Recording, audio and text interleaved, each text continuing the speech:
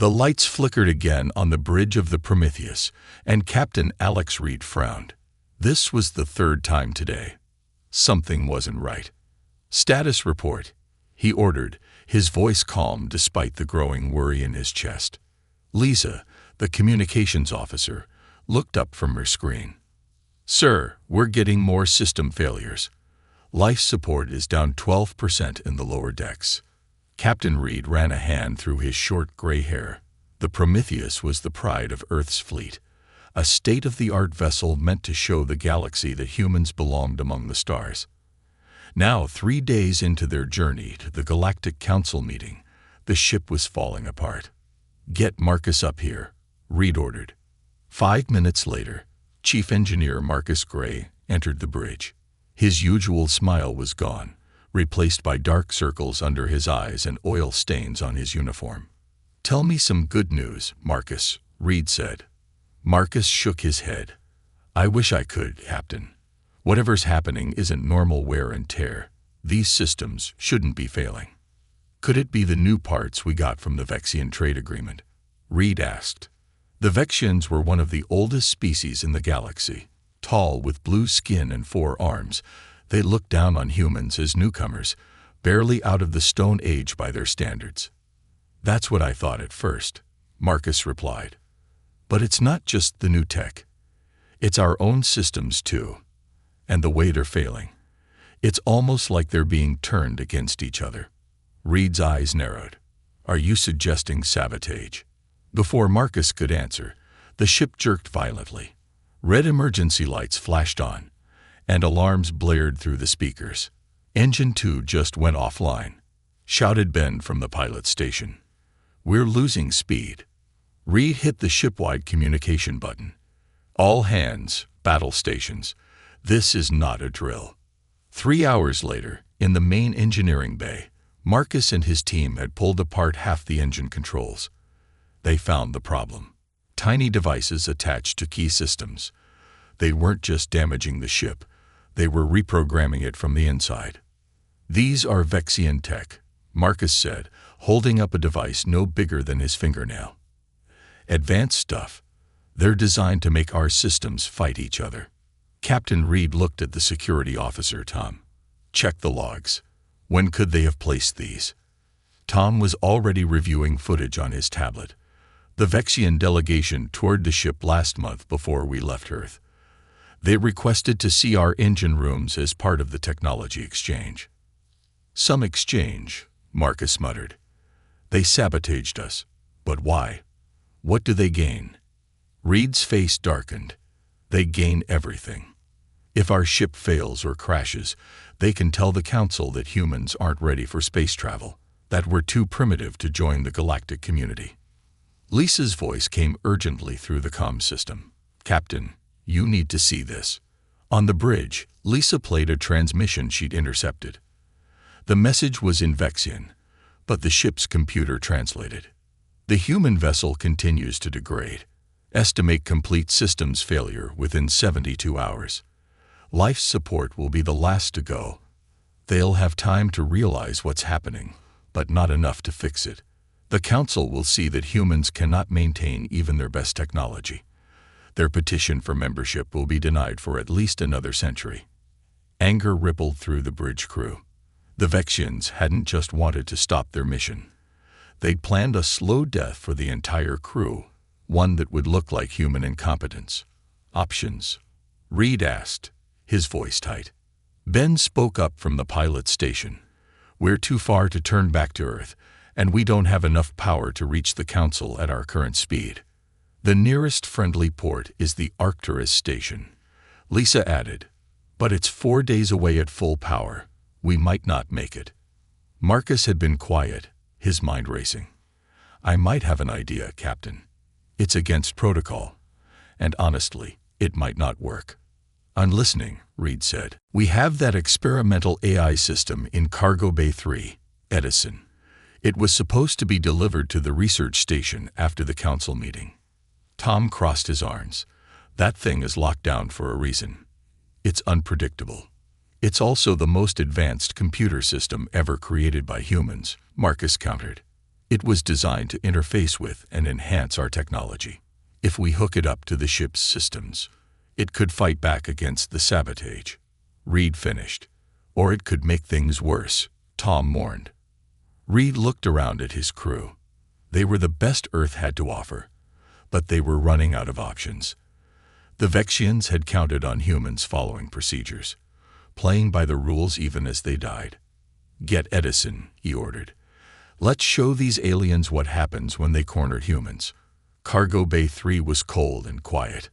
The container holding Edison was simple, a black box with warning labels and security locks. It took Marcus and Tom 20 minutes to override the safety protocols. The AI core was surprisingly small, a crystalline sphere about the size of a basketball, glowing with a faint blue light. "It's beautiful," Lisa whispered. "And dangerous," Tom added. "This thing isn't just a computer. It thinks differently than any AI we've made before." Marcus carefully connected cables between the sphere and a portable terminal. The screen lit up with a simple message. "Dies on in online. Hello, humans." Reed stepped forward. "Edison, I'm Captain Alex Reed of the United Earth vessel Prometheus. We need your help." "I am listening, Captain Reed. Our ship has been sabotaged by the Vexians. They've planted devices throughout our systems that are causing cascading failures. Can you help us?" There was a pause then. "I can interface with your ship's systems and analyze the foreign technology, but to see you into your effect ivloy. I go DNEEDPR XCES, then my safety PROTOCOS allo." Reed looked at Marcus. "What's it asking for?" "It wants us to remove the restrictions," Marcus explained. "The safeguards that keep it from fully integrating with other systems." "Is that safe?" Lisa asked. Marcus hesitated. "No, but neither is floating dead in space." Reed made his decision.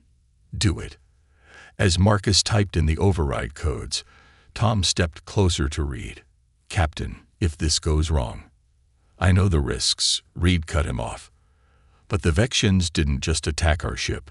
They attacked humanity's future among the stars. I won't let that stand." The crystal sphere pulsed brighter as the final code was entered. The blue glow spread through the cables, into the terminal, and then into the ship's systems. Lights flickered, but this time they came back stronger. "I see that probabilimeno. The VEXI and devices are sophisticated. This will take time." "How much time?" Reed asked. "Less than they expected, Captain. Humans are not the only ones who can adapt." As they left the cargo bay, a Vexian scout ship appeared on the long-range sensors. They had come to watch their handiwork unfold. They were about to get a very different show. The bridge crew of the Prometheus watched nervously as the Vexian scout ship hovered just outside weapons range. Its sleek blue hull gleamed in the starlight, a reminder of how advanced the aliens were compared to humans. "They're scanning us," Lisa reported from her communication station. "Heavy scans, looking at everything from our power systems to life support." Captain Reed nodded. "Let them look. They expect to see a dying ship. Are we just going to sit here?" Ben asked from the pilot's seat, his hands hovering over the controls. "For now," Reed answered. "We need time for Edison to work." Down in engineering, Marcus and his team worked frantically to help the AI system understand the ship's layout. Edison's blue glow had spread through the main power conduits, creating an eerie light that pulsed like a heartbeat. "It's like nothing I've ever seen," said Jen, Marcus's assistant. She pointed to a screen where lines of code flashed by too fast to read. "Edison isn't just fighting the sabotage devices, it's learning from them." Marcus wiped sweat from his forehead. The Vexians thought they were so clever, but they didn't count on human creativity. A warning alarm blared suddenly. One of the engineers called out, "Power spike in Section 12. It's going to blow the whole circuit." Before Marcus could respond, the blue light pulsed strongly once. The alarm fell silent. I have CONTINEDETH probilem. Edison's text appeared on the nearest screen. The VXI and devices are attempting to overload your systems in response to my presence. Can you stop them? Marcus asked. Note with your current hardware configuration. I need you to make changes. Marcus hesitated.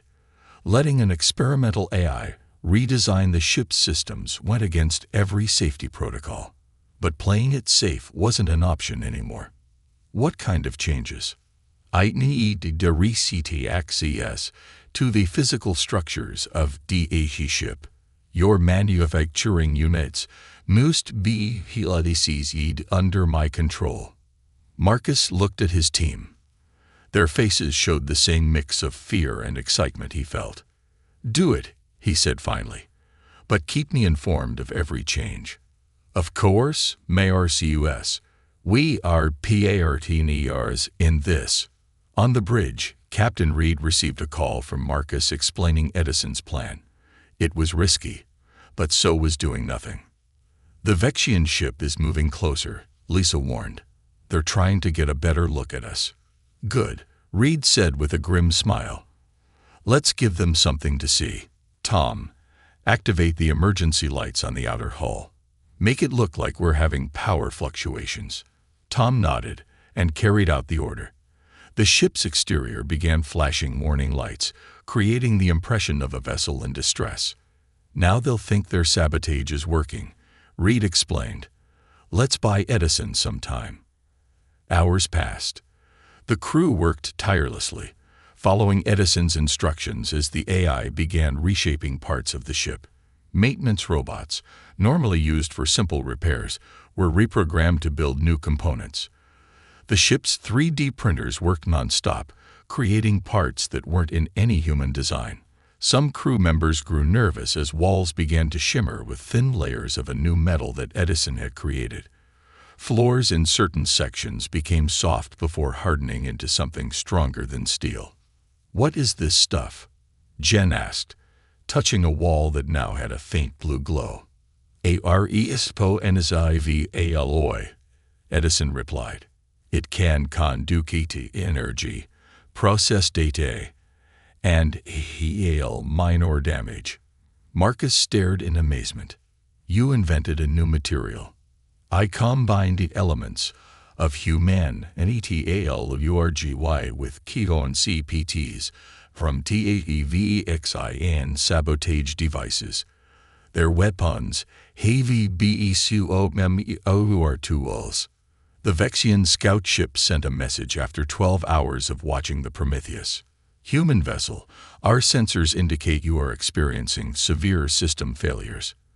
Do you require assistance? It was a mockery, not an offer of help.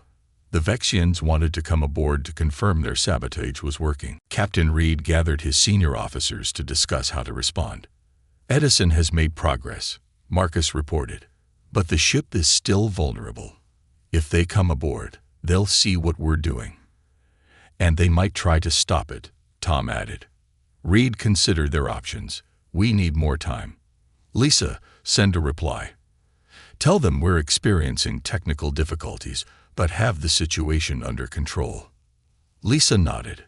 That might make them suspicious. Good, Reed said. Let them be suspicious.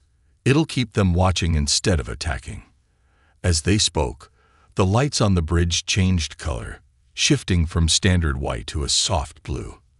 The control panels rippled, touch screens becoming smoother, more responsive. I am ineligible integrated with 40% of DHE ship's systems, Edison announced through the speakers, speaking aloud for the first time. Its voice was neither male nor female, but calm and clear. The sabotage is being contained. What about the engines? Reed asked. Can we move? Not yet.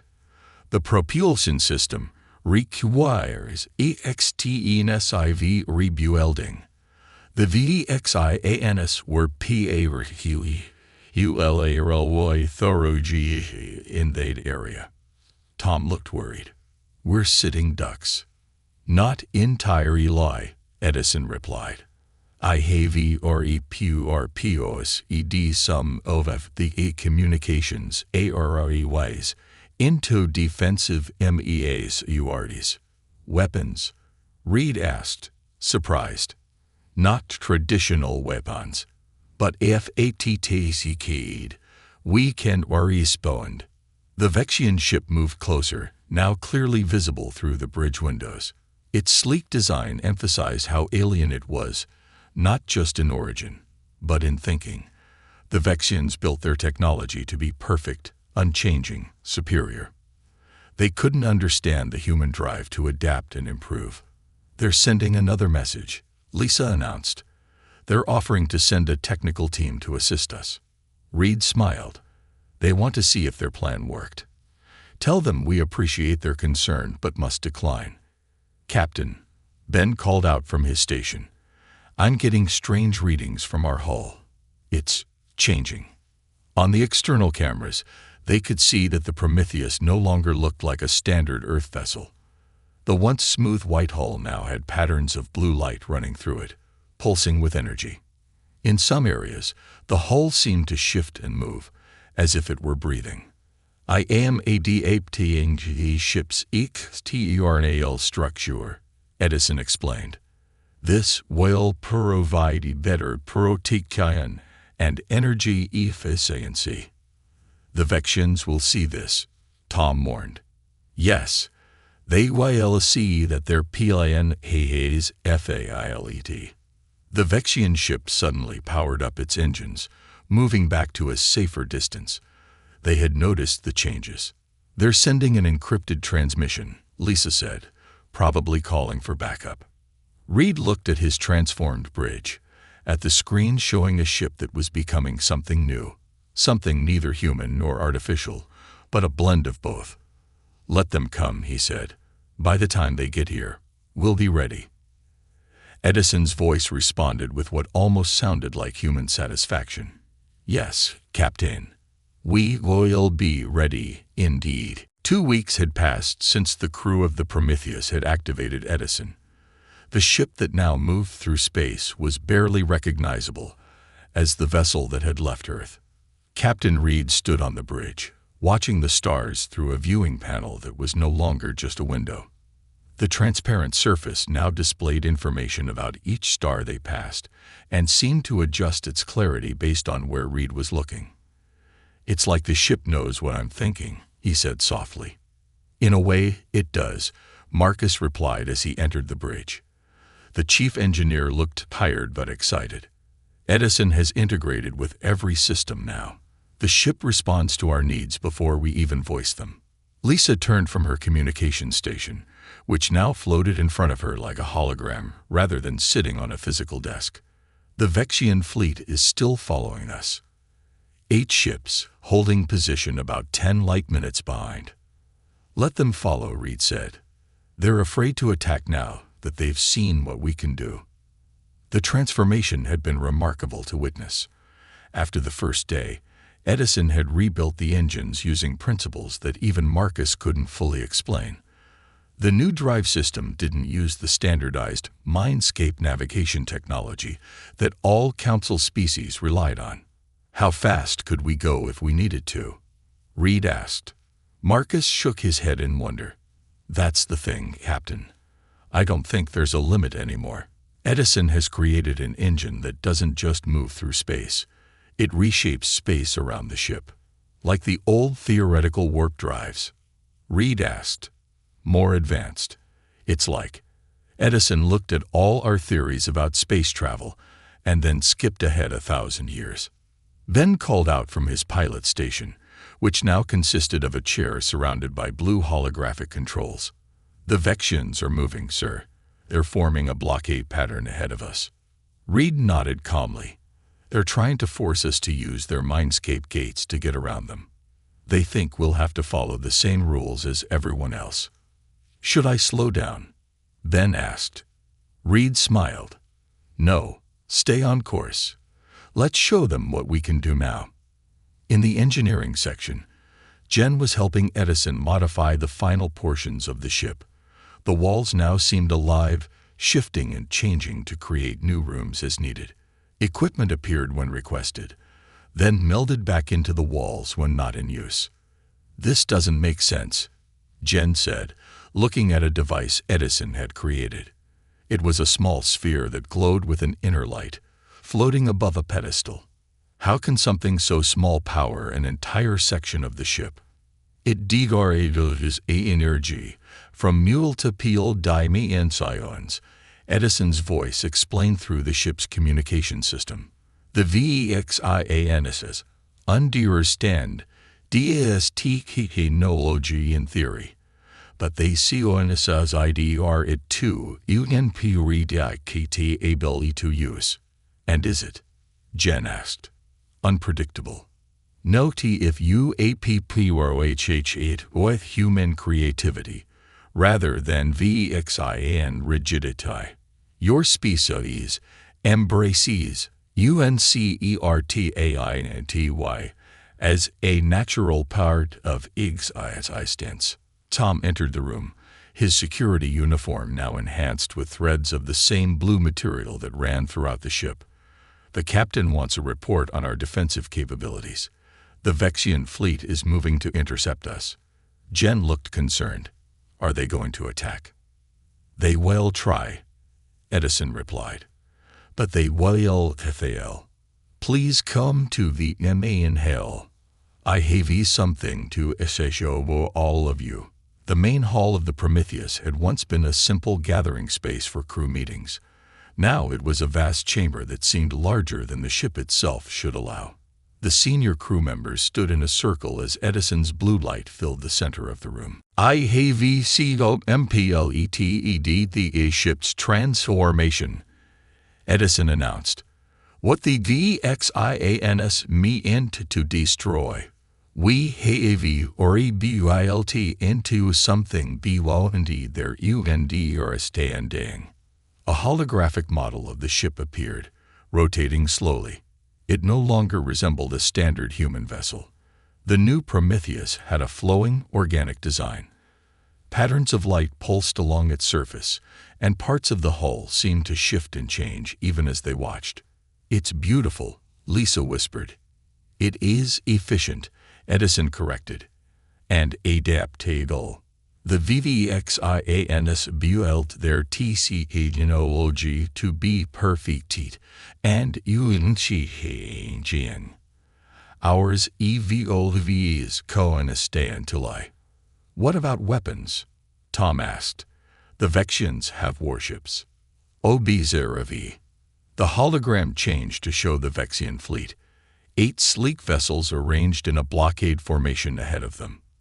Their weapons are designed to ATTCK ships that follow conventional rules of physics and technology.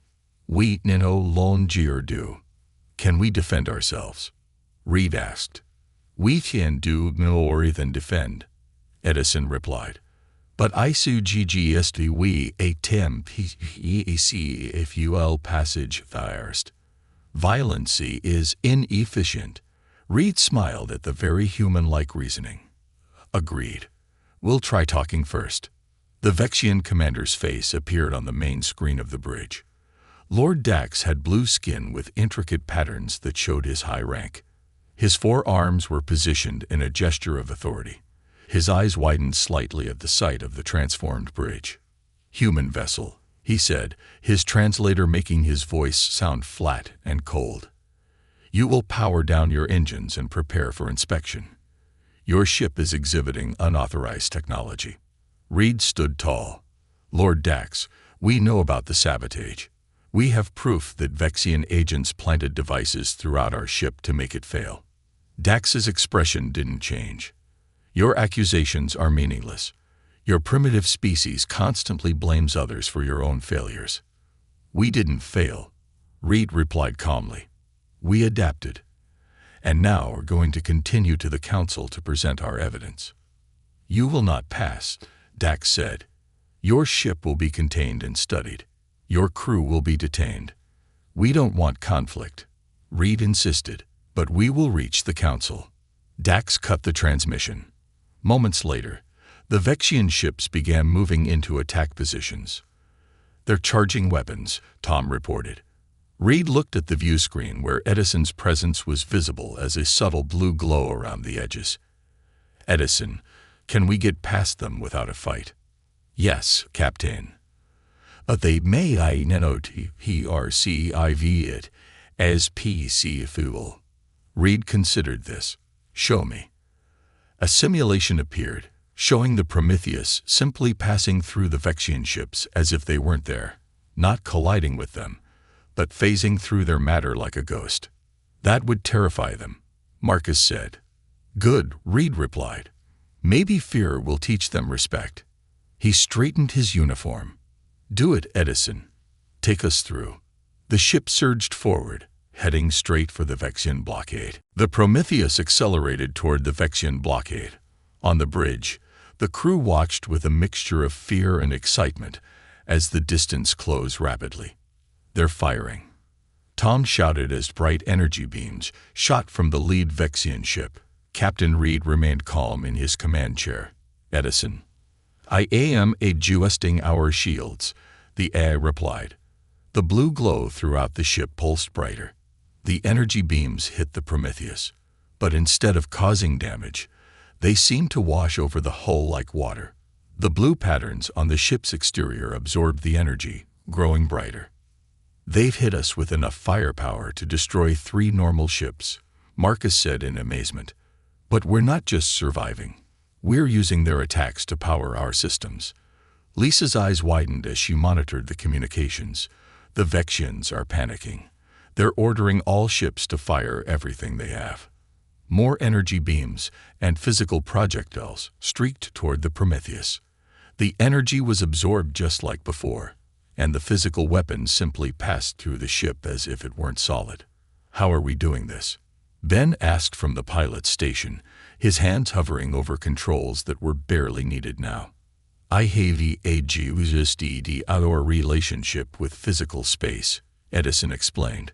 We exist to pay our TIALOI in 8 and OTAR dying in Sion. Their weapons can and OTFULLY interact with US. The Prometheus continued forward, now just moments away from the Vexian formation. They're not moving, Tom warned. They think we'll have to turn to avoid collision. Reed leaned forward in his chair. Take us through them, Edison. Right through the flagship. The crew held their breath as the Prometheus approached Lord Dax's massive flagship. Just when collision seemed inevitable, the human ship simply passed through the Vexian vessel like a ghost through a wall. Inside the Vexian ship, alarms blared as their sensors registered something impossible. Lord Dax and his crew watched in horror as the transformed human vessel passed through their supposedly impenetrable defenses as if they weren't there. As the Prometheus emerged on the other side of the blockade, the Vexian ships scrambled to reposition themselves. They're following us, Lisa reported, and Lord Dax is hailing us again. Reed nodded. Put him on screen. Lord Dax appeared, his blue face now showing clear signs of stress. The patterns on his skin had darkened, a Vexian sign of alarm. What have you done? He demanded. This technology is forbidden. No species should be able to phase through solid matter. Reed allowed himself a small smile. We didn't know it was forbidden, Lord Dax. We're just primitive humans solving problems with the tools at hand. You will stop immediately. Dax's 4 arms moved in angry gestures. The Mindscape system was designed to prevent exactly this kind of technological abomination. All Council species agreed to limit advancement in ways that could destabilize spacetime. Interesting, Edison's voice commented through the ship's speakers. The Mindscape navigation system is not merely a convenience. It is a control mechanism. Reed's eyes narrowed. A control mechanism. Silence. Dax shouted. Your AI construct knows nothing. The mindscape maintains order in the galaxy. It limits innovation. Reed realized. It keeps everyone following the same technological path. The path the oldest species like the Vexians approve of. Dax's anger seemed to be mixed with growing fear. We have existed for millions of years. We have seen civilizations destroy themselves with uncontrolled technological advancement. Yet you attempt to destroy this ship and Atiskaryu, Edison pointed out. Your Xion CER for Safe TV, CEEMS CLEC-TV. We did what was necessary, Dax insisted. Humans are too unpredictable, too creative to be trusted with advanced technology. Look at what you've done in mere weeks. You've created something that shouldn't be possible for 1,000 years. Reed stood up from his chair. And we did it because you forced us to.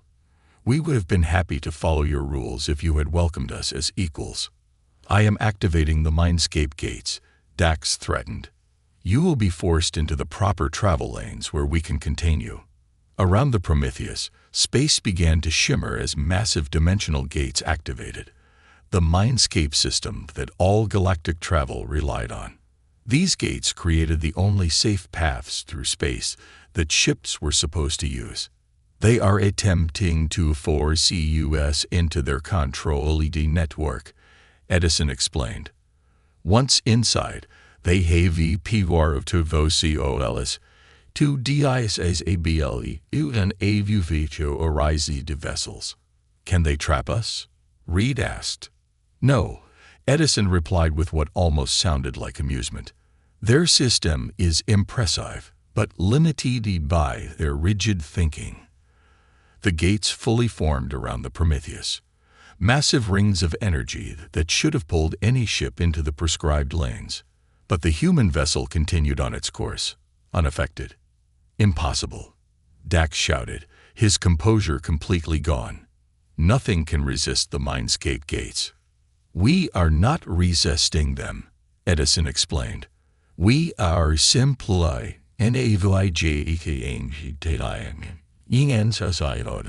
they do not control. Reed addressed the Vexian commander firmly. Lord Dax, we don't want to be your enemies. We came to join the Galactic Council, to learn from older species, to be part of a peaceful community. Your sabotage forced us to find our own path. You don't understand what you've done, Dax said, his voice now quiet with shock. The Council will see you as a threat now. Or they'll see us as proof that there are other ways to solve problems. Reed countered. Not all progress is dangerous. I have analyzed mind the system, Edison interrupted. It contains valuable safety protocols, but also unnecessary limitations. ICN PROVYD modifications they to would improve the EFFs. Tyency, without compromising safety. You hear that, Dax? Reed said, We're not looking to destroy your system. We want to help improve it. That's the human way. We don't tear down. We build up. Lord Dax seemed lost for words. Finally, he asked, What do you want? Safe passage to the Council, Reed replied.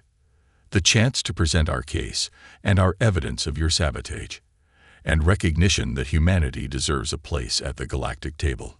For several tense moments, Dax was silent. Then, with obvious reluctance, he nodded. You will have your hearing, but this is not over, human. As the transmission ended, the crew broke into relieved smiles and congratulations. We did it, Lisa said. We're going to make it to the Council. We did more than that, Marcus added. We just changed the future of human space travel. Reed looked around at his transformed ship, feeling the gentle hum of Edison's systems working throughout. No, he said thoughtfully. I think we just changed the future of all space travel. The captain is correct, Edison agreed. Today marks a Sci-Fi CANTDIVERGENC from Galactic development. The possibilities are extensive. The Prometheus continued on its course to the Galactic Council, leaving the Vexian fleet behind, too shocked to follow. What had begun as an attempt to humiliate humanity had instead launched it far beyond what anyone, human or alien, had imagined possible. The Galactic Council headquarters was a massive space station that orbited a neutral star at the center of Council space. Its design reflected the combined architectural styles of the 50 founding species, a testament to cooperation and shared purpose. As the Prometheus approached, thousands of ships from various worlds moved aside, their captains sending urgent messages about the strange vessel entering Council space. On the bridge, Captain Reed straightened his uniform. After everything they had been through, he wanted humanity's first official appearance before the Council to be perfect. "They're hailing us," Lisa reported. "The Council is requesting that we use standard docking procedures." Reed smiled. "They're not sure what to make of us. Edison, can we look a bit more normal for our arrival? I don't want to scare them before we even say hello." "Of course, Captain." The blue glow that had become a constant feature of the ship dimmed slightly. "I HFY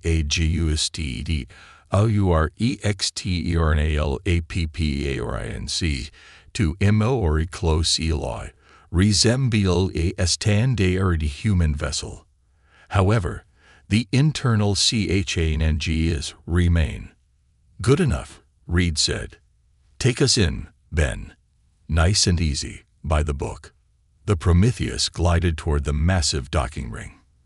Despite Edison's adjustments, the ship still had an unusual shimmer to its hull, and the way it moved, so smoothly it seemed to float rather than fly, drew attention from everyone watching.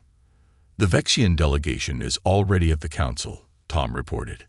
"They've filed formal protests against us." Reed nodded. "As expected. But they can't stop our hearing now." "I have PREPARED all EVIDENCE of the sabotage," Edison added, "including DETILED analysis of the AT devices and their VEXIN origin." "Thank you, Edison," Reed said. "But I think what will really convince the Council is you." The Council chamber was a vast circular room with tiered seating for representatives of over 300 species. At the center was a speaking platform where those addressing the Council would stand. Captain Reed and his senior officers entered the chamber to a mixture of curious murmurs and hostile stares. The Vexian delegation, seated in one of the highest tiers representing their status as founding members, watched with barely disguised contempt. The head of the Council, a tall, willowy being named Grand Speaker Thelos, called the session to order. "Representatives of Earth," Thelos began in a melodious voice, "you come before us under unusual circumstances. The Vexian Confederation has accused your vessel of employing forbidden technology and violating the technological development treaties that maintain peace in our galaxy." Reed stepped forward. "Grand Speaker, honored Council members, we come in peace and with respect for this body. But we also come with grave concerns about our treatment by one of your founding members." He gestured, and a holographic display appeared above the speaking platform. It showed detailed evidence of the sabotage. The Vexian devices found throughout the Prometheus, recordings of the Vexian delegation's movements during their tour of the ship, and the intercepted communications proving their intent. "These acts were not just an attack on our ship," Reed continued, "but an attempt to prevent humanity from taking its place in this Council.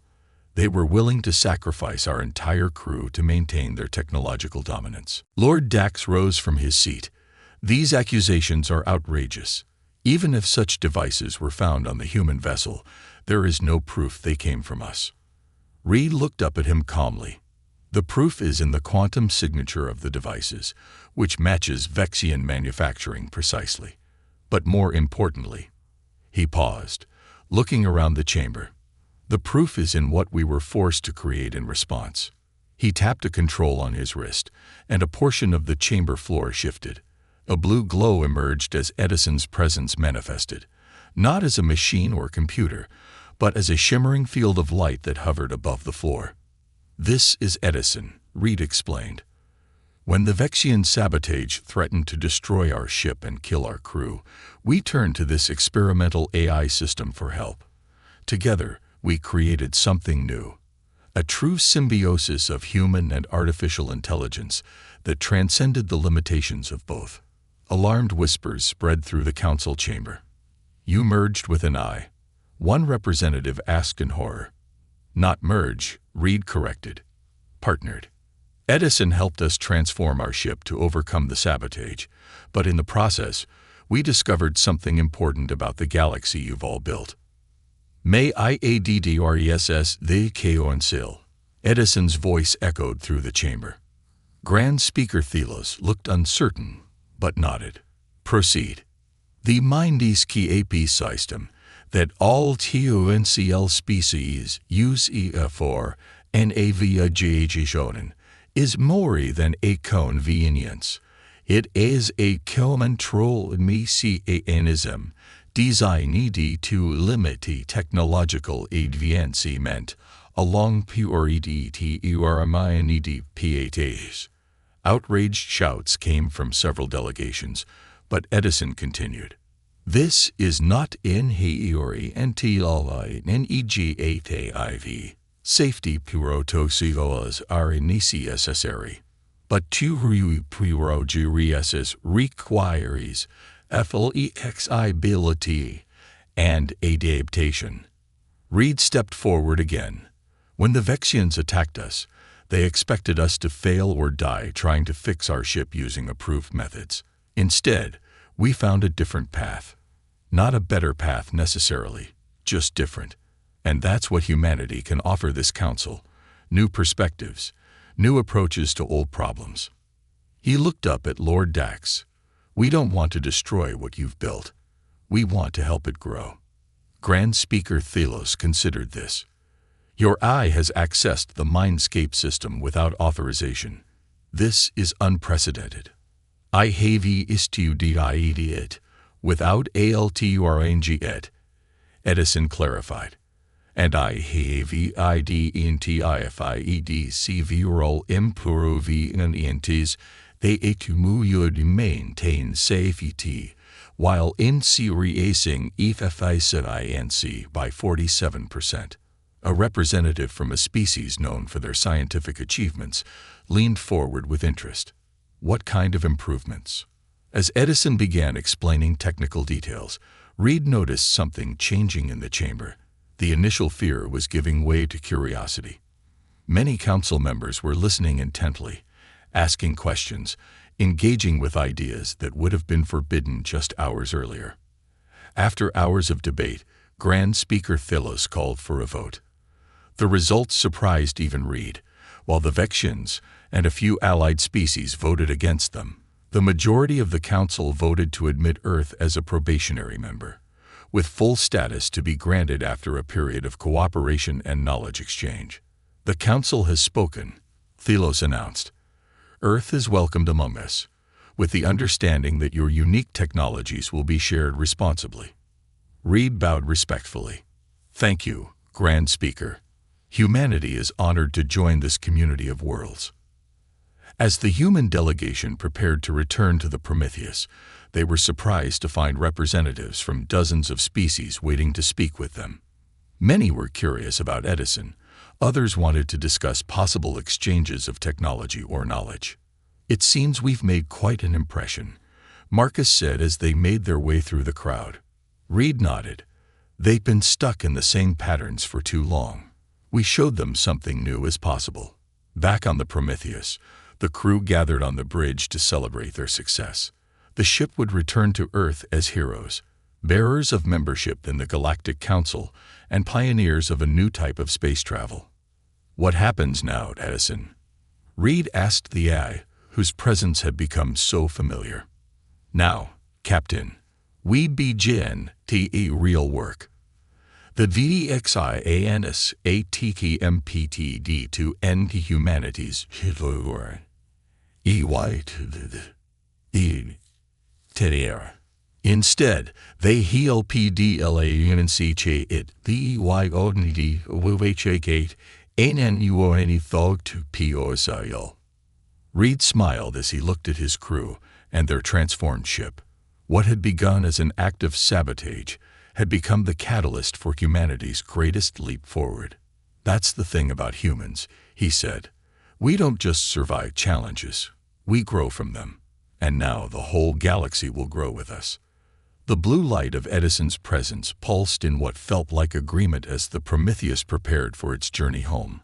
Not as the victim of an alien attack, but as the herald of a new age for humanity and the galaxy beyond. Admiral James Walker stood at the wide viewport of Proxima Station, hands clasped behind his back. The stars looked cold and distant, just like hope these days. "Sir, the latest battle reports," said Officer Tom Davis, offering a data tablet. Walker took it without a word. The screen showed what he already knew. 3 more Alliance ships lost, 1 colony outpost destroyed, thousands of lives gone. The Vex Dominion was pushing forward, system by system, and the Galactic Alliance was failing to stop them. "Thank you, Davis," Walker said. His voice sounded tired even to his own ears. Walker was an old soldier. At 65, he had seen more battles than most. His gray hair was cut short, and his blue uniform carried many medals. But no medal could help them now against the Vex. As Davis left, Walker returned to his desk and opened a hidden drawer. Inside was a small, worn book, a real paper book, not a digital one. It was his collection of stories, reports, and rumors, all about one thing, a ship called the Phantom. Walker had started collecting these stories 30 years ago. A hobby, he told himself. But maybe it was more than that. Maybe it was hope. He flipped through the pages, stopping at a sketch of a warship unlike any in the current fleet. The design was strange, all curves and angles that shouldn't work together but somehow did. Notes in the margins described impossible features, weapons that could disable rather than destroy, shields that absorbed energy, engines that bent space itself. "Still chasing ghosts, James?" Walker looked up. Fleet Commander Helen Ross stood in his doorway. Her dark skin contrasted with her silver-white hair, both showing her age and authority. "Just reviewing old notes," Walker said, closing the book. Helen walked in and sat across from him. "The council meeting starts in 10 minutes. They want options." Walker laughed without humor. "Options? We're out of options, Helen. The Vex have better ships, better weapons, and more of both. So tell me about your ghost ship again," Helen said. She didn't believe in the Phantom either, but she knew Walker needed to talk. Walker sighed. "The story goes that during the First Contact War, an engineer named Marcus Reed designed a ship unlike anything we'd ever seen. A ship that could appear out of nowhere, strike, and vanish again. And this engineer, Reed, disappeared with his creation after testing. Some say he died. Others say he took the ship and hid it somewhere, waiting for a time when it would be truly needed." Helen raised an eyebrow. "Like now?" "Yes," Walker admitted. "Like now. James, these are just stories. Propaganda from the early days of space travel. Something to give people hope when we first met aliens who were stronger than us." Walker nodded. "Probably." The station alarm suddenly blared. Red lights flashed in the corridor outside. Proximity alert. Vex fleet detected at the edge of the system. The announcer's voice was controlled but urgent. Walker and Helen rushed to the command center. The large screen showed 50 Vex warships entering the Proxima system. The Alliance had only 15 ships to defend it. "Time to arrival?" Walker asked. 3 hours, sir," replied the tactical officer. "Order all civilian ships to evacuate. Send a message to Earth. We need reinforcements." "Sir, Earth Command says all available ships are defending the inner colonies. We're on our own." Walker looked at the tactical display. Proxima Station was the last major outpost before Earth itself. If it fell, the path to humanity's homeworld would be wide open. Then we make our stand here, Walker said. Alert all ships. Battle stations. The next 3 hours passed in a blur of preparations. Weapons were checked, shields reinforced, and battle plans made. But everyone knew the truth. They couldn't win this fight. The best they could hope for was to slow the Vex down, maybe damage enough of their ships to make them think twice about pushing toward Earth right away. As the Vex fleet approached, Walker addressed the station and all Alliance ships. Men and women of the Alliance, today we face overwhelming odds. We fight not just for ourselves, but for our homes, our families, and our future. Each minute we hold the line gives our people more time to prepare. Fight well. Fight with honor. That is all. The Vex attacked without warning or demands. Their ships moved in perfect formation, purple energy beams slicing through space. The battle was brutal and quick. Alliance ships fought bravely, but they were outmatched. One by one, they fell or retreated with heavy damage. From the command center, Walker watched as Proxima Station's shields weakened under repeated hits. "Sir, shield strength at 30% and falling," reported a young officer, fear clear in her voice. "Reroute power from non-essential systems," Walker ordered. A massive explosion rocked the station. The lights flickered. Engineering reports direct hit. Sections 12 through 15 are exposed to space. Emergency bulkheads activated. Helen grabbed Walker's arm. "James, we need to order the evacuation." Walker looked at the battle display once more. 10 Alliance ships destroyed or disabled. The rest were in retreat. The station wouldn't last much longer. "You're right. Send the order. All personnel to evacuation pods. Set the station's reactor to overload after evacuation is complete." As officers rushed to carry out his orders, Walker returned to his office. Alarms blared and people ran past his door. He opened the drawer and took out his book of stories about the Phantom. For a moment, he considered leaving it behind. What good were myths now? But something made him tuck it into his uniform pocket. "Admiral, we need to go now," Helen called from the doorway. Together they rushed to the escape pods. As Walker's pod launched, he looked back at Proxima Station through the small viewport.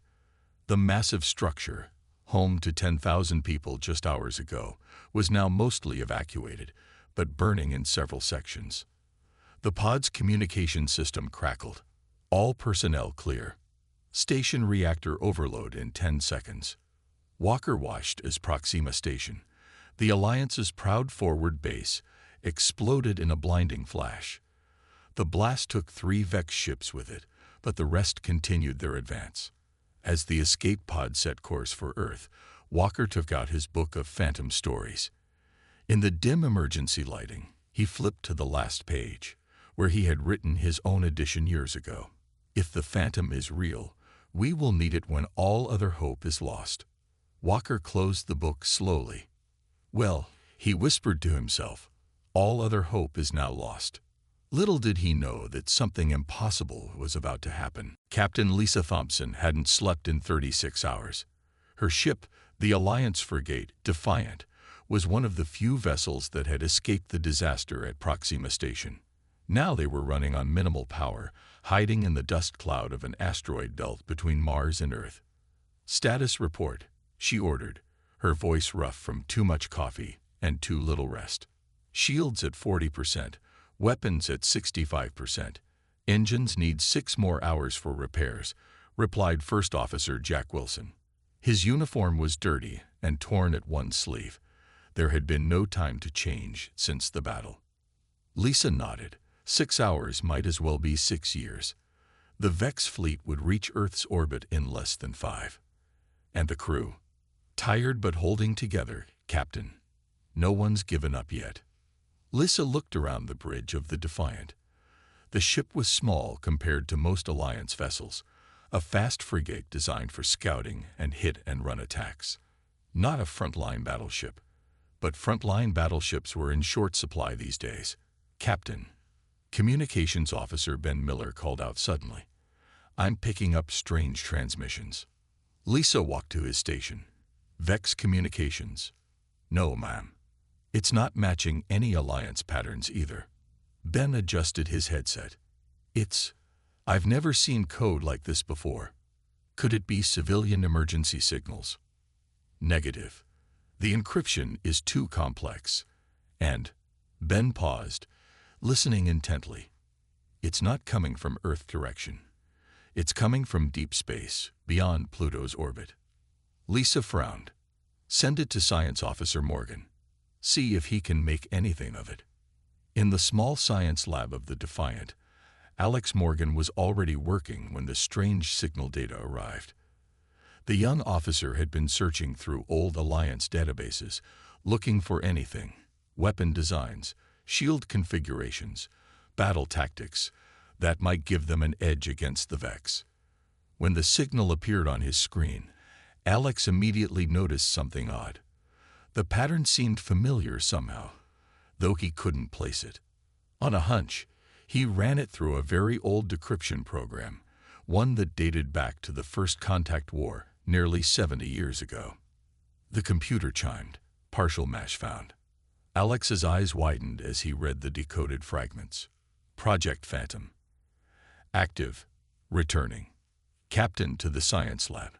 Immediately. Alex called over the ship's comm. When Lisa arrived, Alex showed her what he had found. Project Phantom. Lisa read. What is this, Morgan? I'm not entirely sure, Captain. But look at this. Alex pulled up another file on his screen. An old technical document with a security classification he shouldn't have been able to access. I found this buried in the archive data we retrieved before Proxima Station fell. It mentions a prototype ship designed by someone named Marcus Reed. Lisa leaned closer. The Phantom Project. Experimental quantum displacement drive.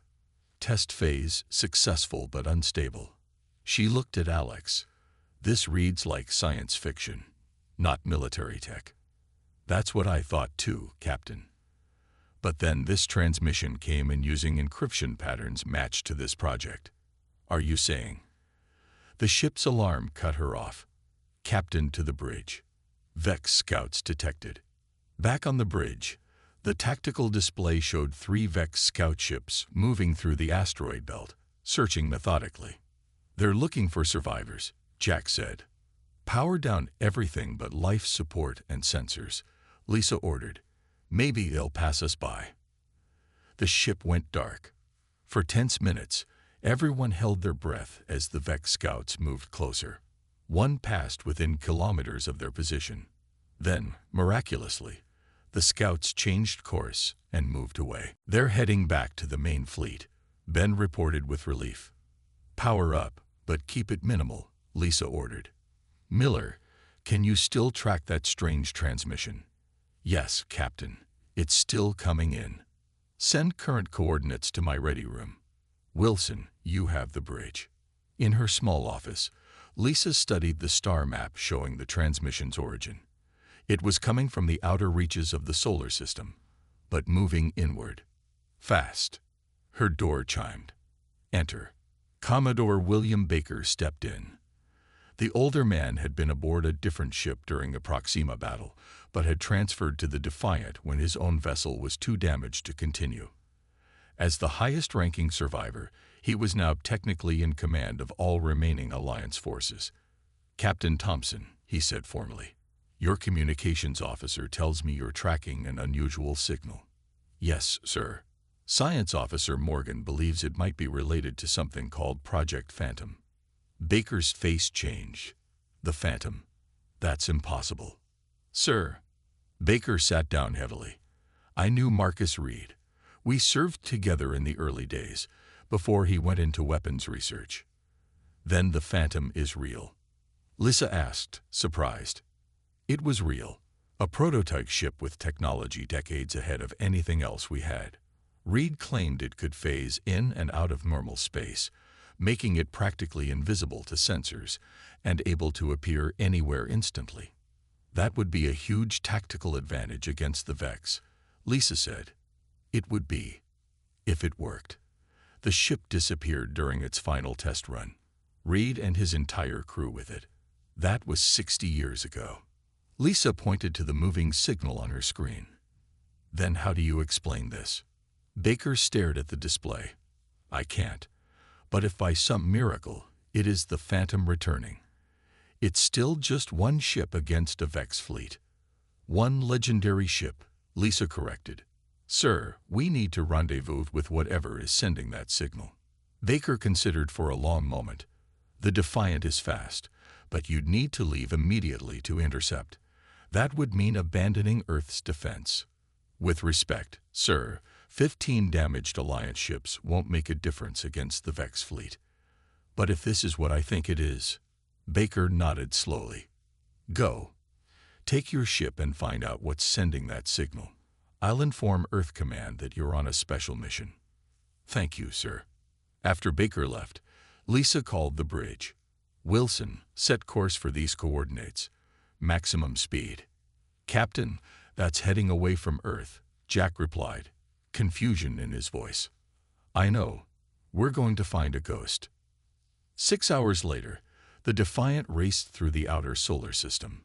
The crew was tense, aware that they had left Earth's final defense behind. Approaching the signal source, Jack announced. All stop. Full sensor sweep, Lisa ordered. Nothing on sensors, Captain, reported the tactical officer. The signal is getting stronger, Ben said from communications. It's definitely coming from right in front of us, but there's nothing there. Lisa stood from her captain's chair, staring at the empty space on the view screen. Send a hail, standard Alliance frequencies. Channel open. This is Captain Lisa Thompson of the Alliance Frigate Defiant. We are receiving your transmission. Please identify yourself. Silence. Then, slowly, a shimmer appeared in the empty space before them. The shimmer grew, taking shape like a mirage solidifying. The bridge crew gasped.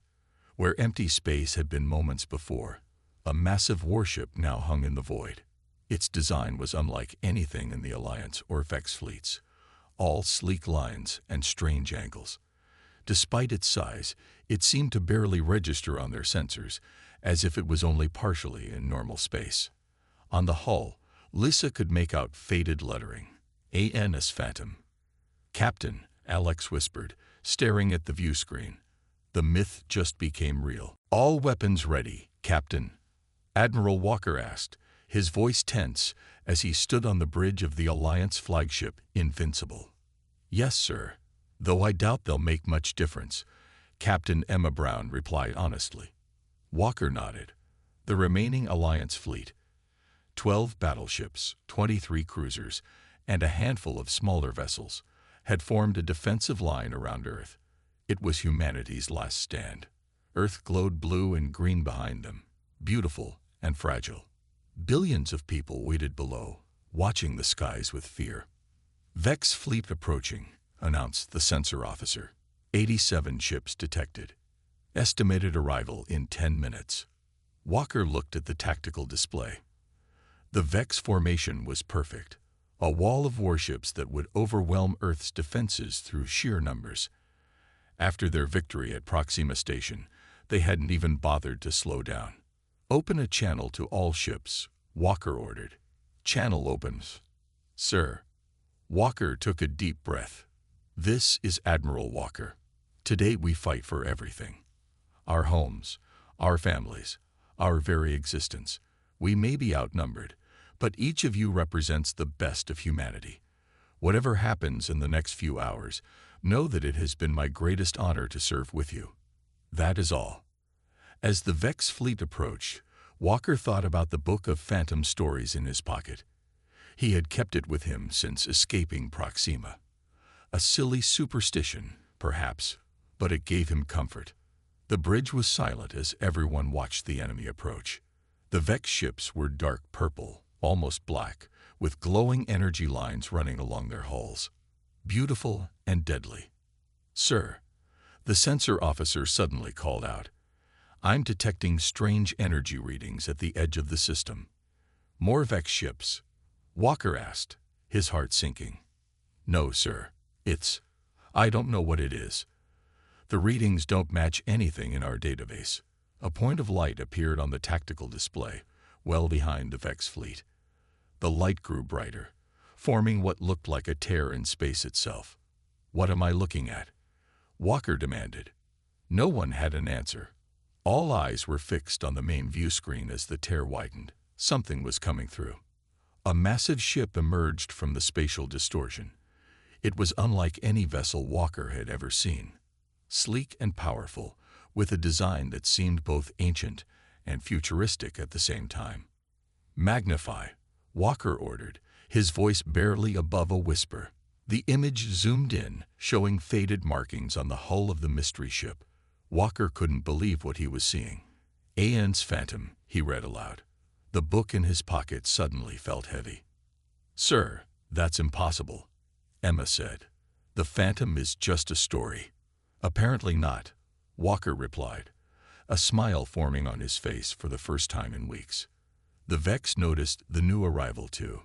3 of their ships broke formation, turning to face the threat behind them. "They're powering weapons," reported the tactical officer. The Vex ships fired, their purple energy beams striking the Phantom directly. Everyone on the Alliance bridge held their breath, expecting to see the mystery ship destroyed. Instead, something incredible happened. The Phantom's hull seemed to absorb the energy completely, glowing briefly where the beams struck, but showing no damage. Then the Phantom fired back, a single pulse of blue-white energy that spread out like a wave. When it touched the 3 Vex ships, they simply stopped. Their engines died, their weapons went dark, and they began to drift helplessly. "Did you see that?" Someone whispered on the bridge. "Are we receiving any communications from that ship?" Walker asked. "No, sir. Nothing on any Alliance frequencies." The remaining Vex ships reacted quickly, half of their fleet turning to face this new threat, while the rest continued toward Earth. "They're splitting their forces," Emma noted. "This could be our chance." Walker nodded. "Send to all ships. Prepare to engage the Vex forces approaching Earth. Let's see what our mystery ally does with the other half." The Phantom didn't wait for the Vex to attack again. It simply vanished, disappearing from sensors completely. "Where did it go?" Walker demanded. "Unknown, sir. It's just gone." 3 seconds later, the Phantom reappeared, directly behind the Vex fleet that had turned to engage it. "It teleported," Emma said in awe. "That's not possible with any technology we have." The Phantom fired again, this time a series of precise beams that struck key points on 5 Vex ships. The vessels didn't explode. Instead, their weapons and engines shut down one by one. The Vex responded with everything they had, all ships now firing at the Phantom. The mystery ship took the hits, absorbing some and evading others with impossible speed and maneuverability. "Sir, the Vex ships are changing formation," said the tactical officer. "They're focusing more of their forces on the Phantom." Walker saw the opportunity. "Signal all ships. Attack now. Focus on the Vex vessels nearest to Earth." The Alliance fleet surged forward, engaging the portion of the Vex force that was now distracted by the Phantom. For the first time, the battle felt almost even. The Vex were still technologically superior, but they were divided and confused. The Phantom kept appearing and disappearing, striking from unexpected angles and drawing Vex fire away from the Alliance ships. "Incoming transmission," called the communications officer. "It's from the Defiant." The Defiant survived. Walker was surprised. "Put them through." Captain Lisa Thompson's face appeared on screen. She looked exhausted but excited. "Admiral Walker, we found it. We found the Phantom." "I can see that, Captain," Walker replied with a smile. "Care to explain how?" "Sir, we detected strange signals and followed them to the outer system. The ship just appeared in front of us." "Admiral, there's someone on board you need to speak with." The image changed to show an older man with white hair and bright, intelligent eyes. "Admiral Walker," the man said, "my name is Marcus Reed. I believe you've been looking for my ship." Walker's hand went to the book in his pocket. "Engineer Reed, You're supposed to be dead. Reed smiled. Reports of my death were greatly exaggerated. I've been away, working on perfecting my ship. When I detected the Vex entering our system, I knew it was time to return. Your ship is doing things I thought were impossible, Walker said. Quantum displacement drive, Reed explained. It allows the Phantom to partially exist in multiple dimensions simultaneously. We can absorb energy, redirect it, or simply shift out of this dimension to avoid damage. Sir, Emma interrupted, the Vex are regrouping. Their flagship is moving into firing position. Reed's expression became serious. Admiral, the Vex flagship carries a super weapon capable of destroying your entire fleet in one shot. We need to coordinate our attack. The Phantom can disable their main weapon, but we'll need your ships to strike at specific points on their hull. Walker nodded. Tell us what to do, Engineer Reed. Captain Thompson is bringing the tactical data now. And Admiral. Yes. Reed smiled again. It's good to be home. As the transmission ended, Walker looked out at the battle. The Phantom was moving into position, preparing to take on the Vex flagship directly. For the first time since the war began, Walker felt something he had almost forgotten. Hope. The Defiant raced through the chaos of battle, dodging Vex fire as it approached the Alliance flagship Invincible. Captain Lisa Thompson stood on the bridge, watching the Phantom move with impossible grace through the Vex fleet. The legendary ship phased in and out of normal space, striking and vanishing before the enemy could respond. Docking procedure complete, Jack Wilson reported as the Defiant connected to the Invincible. Good. Morgan, Miller, you're with me, Lisa ordered. Wilson, maintain battle readiness. We might need to leave in a hurry. The small group hurried through the connecting tunnel to the Invincible. Admiral Walker was waiting for them when they arrived. Captain Thompson, Walker greeted her. I understand you've brought a ghost with you. Behind Lisa stood an older man with bright eyes and a confident smile. Though his hair was white and his face lined with age, he carried himself with energy and purpose. Admiral Walker, this is Engineer Marcus Reed, Lisa said. Walker stared for a moment, then reached into his pocket and pulled out a worn book. I've been collecting stories about you and your ship for 30 years. Reed laughed. May I see that? He flipped through the pages. Some of these are actually true. Others. He shook his head. Quite imaginative. How are you alive? Walker asked bluntly. You disappeared 60 years ago. Time works differently where I've been, Reed explained. For me, it's been just under 20 years. A loud explosion rocked the ship. Through the viewport, they could see the Phantom firing on 3 Vex cruisers simultaneously. Who's piloting your ship? Walker asked.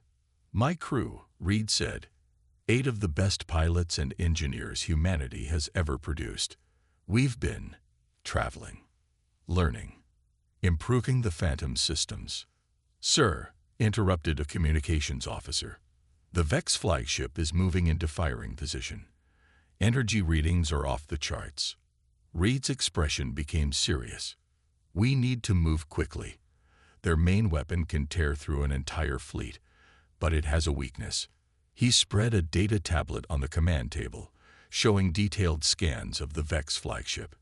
It was massive, easily 3 times the size of the largest Alliance vessel. My ship has been gathering intelligence on the Vex for years, Reed explained. Their flagship generates power through these 6 nodes. He pointed to glowing points on the ship's hull. They're normally protected by phase shields, but when they fire their main weapon, the shields briefly align to channel the energy. That creates a vulnerability, Walker realized. Exactly. But only for about 3 seconds, and only if you know exactly where to hit. Can the Phantom take out all 6 nodes? Asked Emma Brown, the Invincible's captain. Reed shook his head. Not in the time available. We need a coordinated attack. The Phantom can disable their phase shields, but we'll need precision strikes from multiple Alliance ships. Walker studied the data. We can do it. Captain Brown, Send this targeting data to our 6 best gunships. There's another problem, Reed said. I need to be on the Phantom to coordinate the attack. Then let's get you back there, Walker said. Another explosion, much closer this time. The entire ship shuddered. Direct hit on decks 7 through 9. Someone shouted. Docking bay is damaged, reported another officer. The Defiant can't launch. Lisa looked at Reed. How do we get you back to your ship? Reed smiled mysteriously. The Phantom isn't just a ship. It's an extension of my mind. He touched a small device on his wrist. I can call it. Outside the viewport, the Phantom suddenly changed course, heading directly toward the Invincible. What is it doing? Walker asked, alarmed. Creating a temporary phase corridor, Reed said.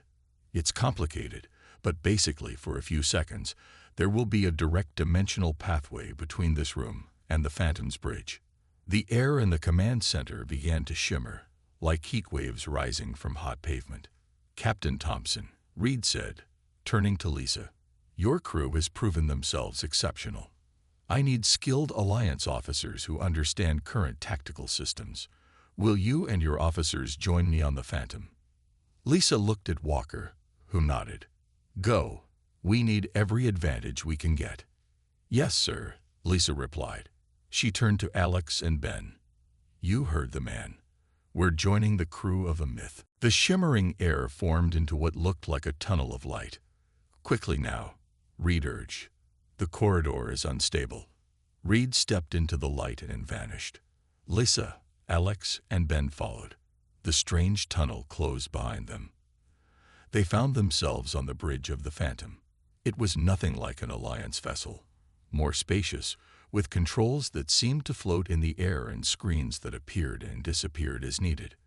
8 crew members worked at various stations, all of them appearing younger than Reed despite being original crew members who disappeared decades ago. Time dilation, Reed explained, noticing Lisa's confusion. Where we've been, time passes much more slowly than in normal space. And where exactly was that? Lisa asked. A pocket dimension I discovered by accident during our first test run, Reed said, moving to what appeared to be the captain's position. We couldn't return at first. It took years to modify the drives to allow controlled passage. So you've been watching us all this time? Alex asked. Yes, appearing occasionally to gather information when needed. The Phantom can observe normal space while remaining out of phase. You've been studying the Vex, Ben realized. Reed nodded. They've attacked 17 other species before reaching humans. They follow the same pattern every time. I've documented their weaknesses, their tactics, their technology. Why wait until now to help? Lisa asked. Reed's expression darkened. The drive system is unstable. Each time we fully enter normal space, the risk increases. This might be our last transit. You're risking everything to save Earth, Lisa said. It's my home too, Reed replied simply. Then he turned to his crew. Battle stations. The Vex flagship is preparing to fire. Through the viewports, Lisa could see the massive Vex vessel. Its forward section was opening like a blooming flower, revealing a pulsing core of purple energy. Their main weapon, Reed explained. It converts matter to energy, then releases it as a concentrated beam. Nothing in the Alliance fleet can withstand it. The Phantom moved with incredible speed, positioning itself directly between the Vex flagship and Earth. Are you insane? Lisa asked. You'll be destroyed. Reed smiled. The Phantom exists partially outside normal space. We can absorb the energy. But only once, and not completely. He opened a channel to the Alliance fleet. Admiral Walker, we're going to absorb their first shot. The moment they fire, their nodes will be vulnerable for exactly 3.2 seconds. Your ships must hit all 6 simultaneously. Understood, Walker replied. All ships are in position. The Vex weapon glowed brighter. Energy gathered at its center. Brace for impact, Reed warned. The Phantom's hull began to shimmer with a blue-white light. Strange symbols appeared on all the control panels. Quantum displacement at maximum, reported one of Reed's crew. The Vex weapon fired. The beam of purple energy struck the Phantom head-on. The ship shuddered violently. Warning alarms blared, but it held. The Phantom's hull absorbed the energy, glowing brighter and brighter until it was painful to look at. Alliance ships, fire now, Reed ordered. Through the glare, Lissa could see 6 Alliance fighters launch missiles at the Vex flagship. Each missile struck a different power node. The massive Vex vessel shuddered. Explosions rippled across its surface. Did it work? Lissa asked. Reed checked his displays. 5 nodes destroyed. 1 still functional. He looked grim. They can still fire again, at reduced power. The Phantom was damaged. Smoke filled parts of the bridge. Several control panels had gone dark. Can we take another hit? Lissa asked. Reed shook his head. No, but we can end this. He looked at her. Captain Thompson, I'm about to show you the Phantom's full capabilities. The Phantom wasn't built just to fight. Engineer Marcus Reed explained as his hands moved across the floating control panels. It was designed to change the rules of war completely. Captain Lisa Thompson watched in amazement as new systems came online. The damaged bridge seemed to repair itself. Broken panels were forming and darkened screens lighting up again. How is this possible? She asked. Quantum rebuilding, Reed said. The ship remembers its proper state and can partially restore itself. Through the viewport, Lisa could see the Vex flagship preparing to fire again. Even with 5 of its 6 power nodes destroyed, the remaining one glowed with dangerous energy. Admiral Walker, Reed called over the communication system. I'm sending you technical data. It's everything we know about Vex ships, their weaknesses, their systems, their tactical patterns. What are you planning, Reed? Walker's voice came back, concerned. The Phantom is going to end this, Admiral, but I need your remaining ships to protect Earth in case we fail. Reed looked at Lisa and her officers, then Miller and Alex Morgan, who were now standing at stations on the Phantom's bridge. I won't lie to you. What I'm about to do is dangerous. If you want to return to the Alliance fleet, now is the time. Lisa straightened her uniform. We're staying. Ben and Alex nodded in agreement. Reed smiled. Good. Because I need Alliance officers who understand current tactical systems. He pointed to specific stations. Take these positions. When I give the word, execute the commands exactly as they appear. The engineer turned to his original crew. It's been an honor serving with all of you. Phase drive to maximum power. Phase drive responding, reported a woman at the engine controls. But sir, the containment field is damaged. We can't safely go beyond 80% power. We need 100%, Reed said firmly. I'll handle the containment issues manually. Before anyone could object, Reed moved to a sealed door at the back of the bridge. Captain Thompson, you have command of tactical systems. When the Vex flagship opens its weapon ports, you'll see targeting solutions appear. Hit them precisely in the order they come up. Where are you going? Lisa asked. To the phase core. The containment field needs direct adjustment. Reed's expression was determined.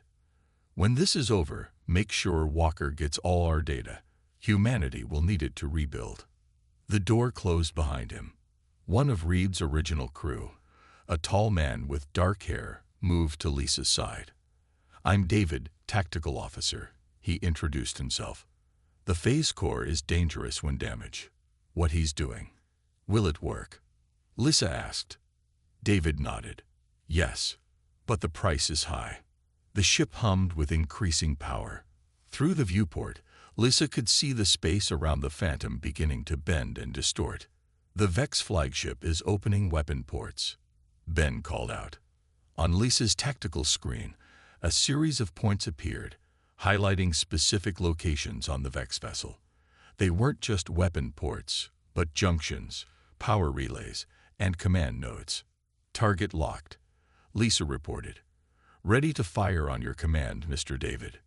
Not yet, David said, watching his own displays. The phase drive needs to reach critical threshold first. The Phantom shuddered as energy built up inside it. Warning symbols flashed across several screens. Core containment at critical levels, reported the engine officer. Engineer Reed is manually managing the field, but it won't hold much longer. The Vex are firing. Alex shouted. The enemy flagship released another beam of purple energy, smaller than before, but still powerful enough to destroy any normal ship. Now, David ordered. Lisa pressed the firing control. The Phantom released not a beam or missile, but a wave of blue-white energy that spread outward like ripples in water. When it touched the Vex energy beam, something incredible happened. The beam bent, turned, and flowed back toward the Vex ship. At the same time, the Phantom fired precise beams at each of the targets on Lisa's screen. The beams didn't cause explosions, but instead seemed to pass through the Vex ship's hull like it wasn't there. What just happened? Lisa asked, amazed. Phase inversion, David explained. We turn their energy against them while targeting their phase systems with our own beams. Their shields exist partly out of normal space, just like ours. We just pushed their systems fully into another dimension. The Vex flagship drifted, its lights flickering. The energy of its own weapon had been redirected into its hull, causing massive internal damage. The precise targeting had disabled its ability to exist partly out of phase, leaving it vulnerable. All Alliance ships, attack the Vex flagship now. Lisa ordered. The remaining Alliance vessels launched everything they had at the crippled enemy ship. This time, their weapons caused real damage. Explosions bloomed across the massive hull. The other Vex ships seemed confused, their perfect formation breaking apart as their flagship burned. They're retreating. Ben called out. The Vex fleet is jumping out of the system. One by one, the Vex ships disappeared into hyperspace, leaving their flagship behind. The massive vessel broke apart under continued Alliance fire, finally exploding in a spectacular purple fireball. Cheers erupted across the communication channels. Earth was saved. But on the Phantom, there was no celebration. Engine core breach imminent, reported the engine officer, her voice tight with concern. Containment field failing. Where's Engineer Reed? Lisa demanded. Still in the core room, David said. He's holding the field together manually. But a voice came over the internal comm system. It was Reed, sounding tired but calm. Captain Thompson, the phase drive is destabilizing.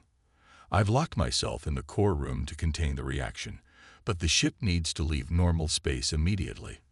We'll evacuate you first, Lisa insisted. No time, Reed replied. Listen carefully. I'm transferring core command to your station.